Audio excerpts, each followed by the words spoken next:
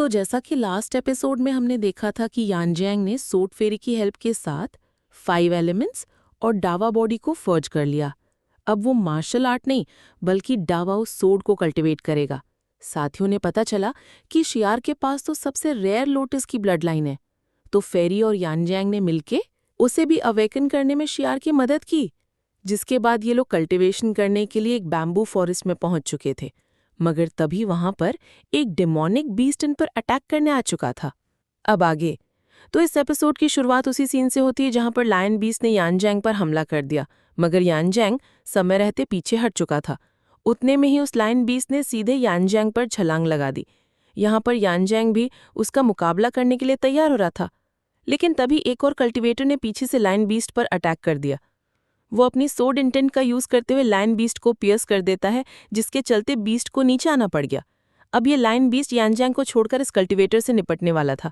उसने तुरंत ही अपनी पास को एक्यूमुलेट करते हुए उस बंदे पर हमला कर दिया। उसका थंडर बॉल काफी तेजी के साथ उस कल्टीवेटर की तरफ आगे बढ़ रहा था कि तभी वहां पर एक और बंदी पहुंच गई। वो तो अपने ग्रैंडफादर के लिए काफी ज्यादा परेशान थी। साथ ही मास्टर उससे बताने लगे कि शियार तुम यहाँ पर मत आना। और अब वो एल्डर भी अपनी पास को एक्टिवेट करते हुए क्रिसेंट मून स्लैश कर यूज कर उस बीस्ट पर अटैक कर चुके थे, जिसके चलते उन दोनों हमलों में एक जोरदार क्लैश हो गया। लेकिन ये एल्डर देखते कि उस लैंड बीस्ट ने इनकी क्रिसेंट मून स्लैश की धज्जियां उड़ा दी और अब वो बीस्ट इस एल्डर पर हमला करने के लिए रवाना हो चुका था, जो देखकर एक सेकंड के लिए वो एल्डर भी काफी ज्यादा पैनिक हो गए। हालांकि यानजैंग ने समय रहते उस लायन बीस्ट पर जंप लगा दी। उसने तो उस लायन पर सवार होते हुए अपनी सोड सीधे उसके सिर के आर पार घुसा दी थी। यानजैंग की ये मूव इतनी ज्यादा क्लास थी कि वो लायन बीस्ट वहीं पर मारा गया। तो इस तरह से यानजैंग ने सेल्डर की जान बचा ली। उनसे पूछता है कि शीनिया, और आप ठीक तो हो ना, कहीं आपको कोई चोट तो नहीं लग गई? जिस पर वो एल्डर तुरंत ही उसे रिस्पेक्ट देते हुए कहने लगे कि सर, अगर आप सही वक्त पर उस पर अटैक नहीं करते तो शायद ये बीस्ट मुझे मार देता। आपने तो आज मुझे प्रोटेक्ट किया, इसलिए मैं हमेशा आपका एहसानमंद रहूंगा। इतने बड़े एल्डर को अपने सामने सिर झुकाता हुआ देखकर यानजैंग को बिल्कुल भी अच्छा नहीं लग रहा था। वो कहता है, सीनिया प्लीज मुझे थैंक्स मत बोलिए, ये तो मेरा फर्ज था। वैसे मुझे इस लाइन बीस्ट के गोल्डन हॉर्न और उसकी कोर की जरूरत थी, तो अगर आप परमिशन दो तो क्या मैं इसे ले सकता हूँ? दरअसल एल्डर का नाम था सोंगशिया और उनके साथ ही उनकी ग्रैंडडॉटर कियानशे। एल्डर सोंगशिया यानजैंग से कह रही थी कि आप ही ने इस गोल्डन लाइन को खत्म किया है, तो इस कोर और उसके हॉर्न कर आपका ही अधिकार है।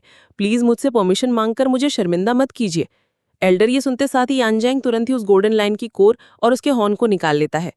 यहाँ पर एल्डर सोंगशा कहने लगी कि मेरे ख्याल से तुम क्लाउड ड्रीम पवेलियन की कल्टीवेटर हो, क्या तुम भी यहाँ पर फ्लेम ग्रास की तलाश में आई थी?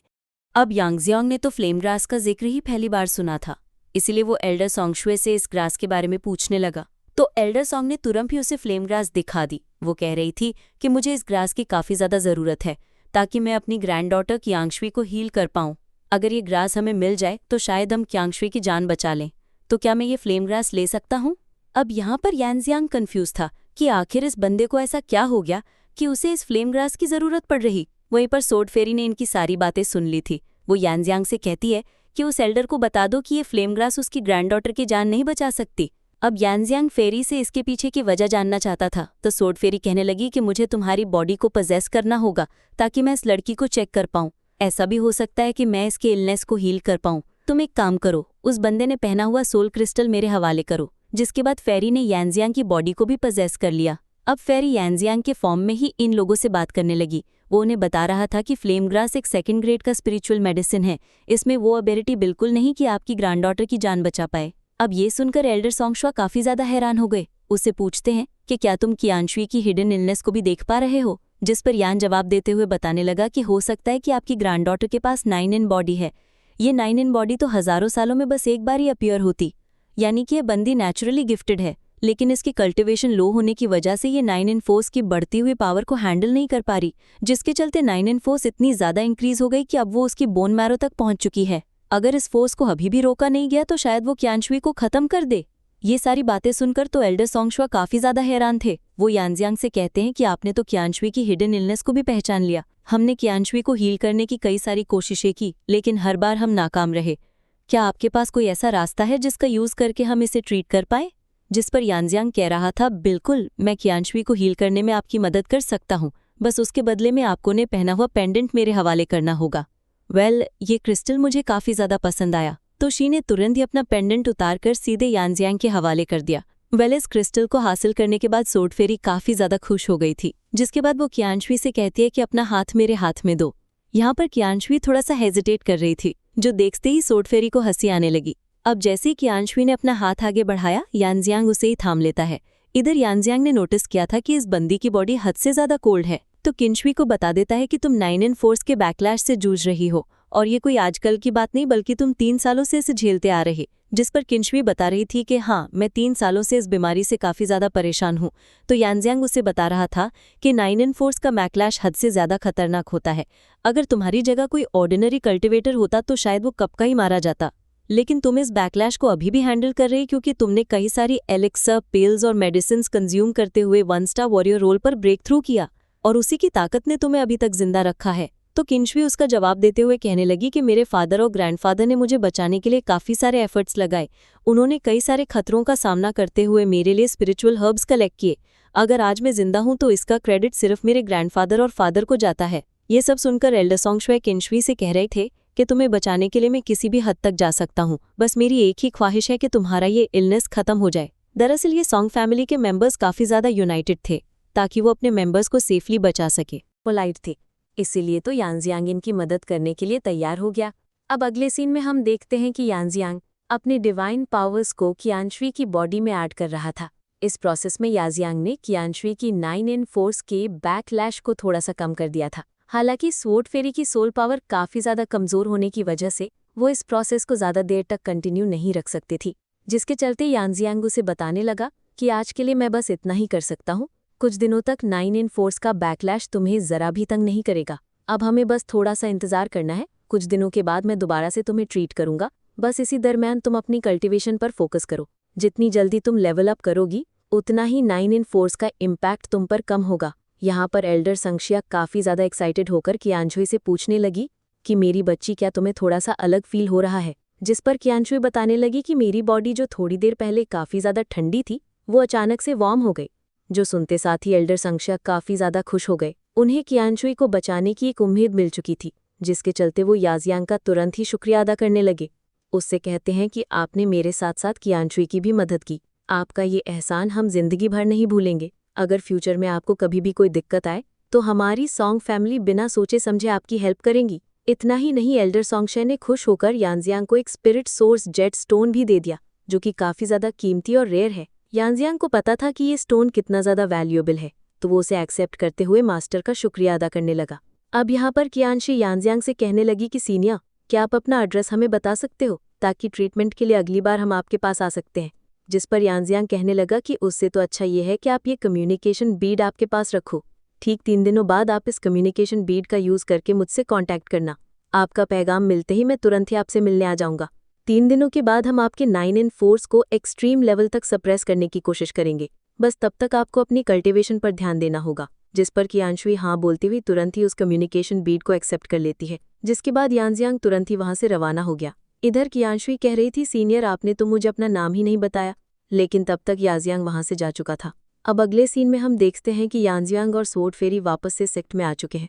यहाँ पर स्वॉर्ड फेरी याशिन ने दिए हुए क्रिस्टल को रिफाइन कर रही थी, जिससे उनकी स्पिरिचुअल पावर काफी तेजी के साथ रिप्लेनिश हो गई। वहीं पर यानजियांग भी कल्टीवेशन करने बैठा हुआ था। यहाँ पर हम उसके 5 एलिमेंट स्वॉर्ड डाओ बॉडी को देख पाते हैं। साथ ही थोड़ी देर बाद वहां पर काफी स्ट्रॉन्ग स्पिरिचुअल एनर्जी फ्लो होने लगी और उसमें से 2 स्वॉर्ड्स फॉर्ज हो चुकी थी। अब वो स्वॉर्ड्स एक दूसरे के आसपास रिवॉल्व होते हुए तुरंत ही मर्ज हो गई। तो यानजियांग कल्टीवेशन से बाहर आकर उसी स्वॉर्ड का यूज करके एक स्लैश अटैक रिलीज कर चुका था, जो कि काफी ज्यादा शार्प और स्विफ्ट है। यहाँ पर स्वॉर्ड फेरी भी यानजियांग की तारीफें करने लगी। वो कहती है, यान, मैंने तो कभी इमेजिन भी नहीं किया था कि तुम इतनी जल्दी स्वॉर्ड फोर्स के 2nd लेवल पर ब्रेक थ्रू कर लोगे। मैंने कई सारी जीनियस को ट्रेनिंग दी है, लेकिन तुम उन सबसे अलग हो। अगर तुम इसी स्पीड से आगे बढ़ते गए तो मेरे ख्याल से सिर्फ 1 साल के अंदर अंदर ही तुम स्वॉर्ड फोर्स के पिक रैंक पर पहुंच जाओगे। यहाँ पर यानजियांग अपने मास्टर से कहने लगा कि 5 एलिमेंट स्वॉर्ड डाओ काफी ज्यादा प्रोफाउंड है। क्या आप मुझे स्वॉर्ड डाओ और मार्शल आर्ट की डिवाइन टेक्निक का फर्क बता सकती हो? तो स्वॉर्ड फेरी उसे बताने लगी कि 5 एलिमेंट स्वॉर्ड डाओ में सेमी गॉड लेवल की डिवाइन टेक्निक है। अब ये सुनकर यानजियांग काफी ज्यादा हैरान हो गया। ओके थमास, जहाँ तक मैं जानता हूँ मार्शल डिवाइन टेक्निक 4 हिस्सों में डिवाइडेड है, जिनमें होंगी heaven, earth, mystic and yellow. मैंने तो आज तक कभी इस गॉड लेवल का जिक्र भी नहीं सुना था। तो स्वॉर्ड फेरी उसे एक्सप्लेन करने लगी कि 5 एलिमेंट स्वॉर्ड डाओ काफ़ी ज़्यादा मिस्टीरियस है। अगर इसे उसकी एक्सट्रीम लेवल तक कल्टीवेट किया जाए तो तुम्हारी स्वॉर्ड जी काफ़ी ज़्यादा भयानक हो जाएगी। तुम्हारा एक ही स्लैश 9 प्रोविंसेस तक अपनी लाइट को फैला सकता है। यानी कि अगर तुमने यहाँ पर एक स्लैश रिलीज किया तो उसकी रोशनी को यहाँ से हज़ारों मीलों दूर लोग भी देख सकते हैं। वैसे तो मार्शल आर्ट में हेवन लेवल को काफ़ी ज़्यादा अहमियत दी जाती है, लेकिन अगर तुम सेमी गॉड लेवल पर पहुंच जाओ तो हेवन लेवल तुम्हारे सामने कुछ भी नहीं होगी। वैसे भी हेवन लेवल के कल्टिवेटर्स को ऐसा लगता है कि उन्हें कोई बीट नहीं कर सकता, लेकिन उस वक्त तुम उनसे 1000 गुना ज़्यादा पावरफुल बन जाओगे। बस शर्त इतनी है कि तुम अपनी कल्टिवेशन पर फोकस करो, तुम्हें सिर्फ अपनी ग्रोथ पर ही ध्यान देना होगा। चलो जल्दी से गोल्डन लाइन को, हॉर्न और उसकी कोर बाहर निकाल लो। अब तुम्हें उसे भी रिफाइन करना होगा। अब तुम्हें पता चलेगा कि 5 एलिमेंट्स वॉट डाओ की पावर कितनी ज़्यादा डोमिनेटिंग है। जो सुनते साथ ही यांजियांग ने गोल्डन लाइन की डेमोनिक कोर को मास्टर के हवाले कर दिया। यहाँ पर मास्टर ने अपनी स्पिरिचुअल पावर्स का यूज़ करते हुए इस कोर को एक लाइन में बदल दिया था। इसी कोर में उस डेमोनिक बीस्ट की सारी पावर मौजूद थी और अब बस यांजियांग को उसे रिफाइन करना है। यहाँ पर मास्टर उसे बता रही थी कि तुम्हें इस गोल्डन लाइन को निगलना होगा, इसके अलावा तो तुम इसे रिफाइन ही नहीं कर सकते। तो यांजियांग तुरंत ही उनकी बात मान जाता है। उसने फटाफट से उस गोल्डन लाइन को स्वॉलो कर लिया। यहाँ पर मास्टर उसे बता रही थी कि चलो जल्दी से 5 एलिमेंट्स वॉट डाओ बॉडी को एक्टिवेट कर लो। तुम्हारी बॉडी में मौजूद 5 एलिमेंट्स ही इस रिफाइनिंग प्रोसेस में तुम्हारा साथ देंगे। तो यांजियांग तुरंत ही अपने मास्टर के इंस्ट्रक्शंस को फॉलो करने लगा। उसने जल्दी से अपने 5 एलिमेंट डाओ को बाहर निकाल लिया था। साथ ही साथ वो गोल्डन लाइन भी वहाँ पर अपीयर हो जाता है, जो कि पहला तो रिफाइनिंग की प्रोसेस को रेजिस्ट कर रहा था, लेकिन 5 एलिमेंट की पावर के सामने उसकी एक ना चली और 5 एलिमेंट्स गोल्डन लाइन को रिफाइन होने पर मजबूर कर रहे थे, जिसके चलते फाइनली रिफाइनिंग की प्रोसेस पूरी हो गई और अब तो यांजियांग के पास एक बहुत ही पावरफुल गोल्डन लाइन की पावर आ चुकी थी। यहाँ पर स्वॉर्ड फेरी उसे पूछने लगी कि बताओ तुम्हें कैसा फील हो रहा। तो यांजियांग उन्हें बताने लगा कि मास्टर मुझे ऐसा फील हो रहा कि मेरी पावर काफ़ी हद तक बढ़ चुकी है, इतनी ज़्यादा कि मैं एक 6 स्टार के मार्शल वॉरियर का भी मुकाबला कर पाऊंगा। मैंने तो कभी इमेजिन भी नहीं किया था कि डेमोनिक कोर्स में ऐसी भयानक पावर होती है। अगर मैं ऐसी स्पीड से कल्टिवेट करता गया तो फिर टियांशिया का मुकाबला करना मेरे लिए बिल्कुल भी मुश्किल नहीं होने वाला। गाइज, यहाँ पर यांजियांग उस बंदे का जिक्र कर रहा है जिसने यांजियांग की मेरिडियंस को ब्रेक किया था। अगर वो 2 साल कड़ी मेहनत करे तो टियांशिया जैसे पावरफुल कल्टिवेटर को भी आसानी से हरा पाएगा। उस बंदे की वजह से यांजियांग काफ़ी ज़्यादा ह्यूमिलिएट हुआ था। टियांशी ने उसके साथ जो किया, यांजियांग उसका 1000 गुना ज़्यादा वापस लौटाएगा। और इसी के साथ एपिसोड यहीं पर एंड हो जाता है। Thank you so much for watching. और आप ये वीडियो कहाँ से देख रहे हैं, कमेंट में ज़रूर बताना।